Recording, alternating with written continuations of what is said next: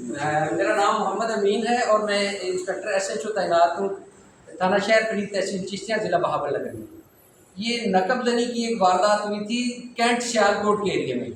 हमारे साथ हाजी अरशद साहब मौजूद हैं। ये सियालकोट से तशरीफ़ लाए हैं और उस नकबजनी की वारदात में ये मोटरसाइकिल इनका 125 जो है ये सियालकोट से वहाँ से जो है मुलजमान वहाँ से उन्होंने जो है वारदात के दौरान वहाँ से इनसे छीना था।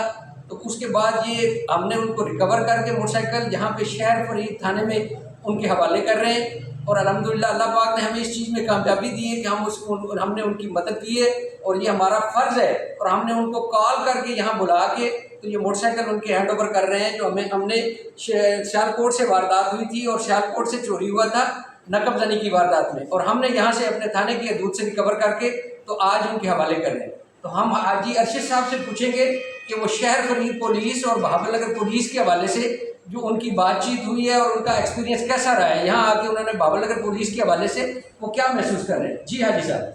जी बिस्मिल्लाहिर्रहमानिर्रहीम।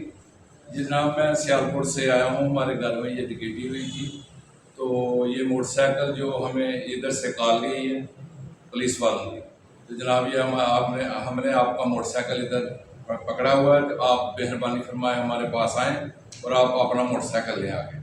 तो जनाब हम पुलिस के राब्ते से इधर आए हैं। तो जनाब हमने ये मोटरसाइकिल आके देख के हमारा दिल बहुत खुश हुआ है और जनाब हम बहुत ही खुश हैं कि ये जो महकमा है इस महकमे की निस्बत से ये जो हमने चीज़ जो गुम हुई है हमारी जमा हमको हमारे पास वापस मिली है, तो हम इनका बहुत ही दिल की थादराइयों से जनाब खुश आमदद कहते हैं। ये शहर फरीद थाना जो है मेरा दिल बहुत खुश हुआ है कि हर आदमी हर मुलाजम मुंशी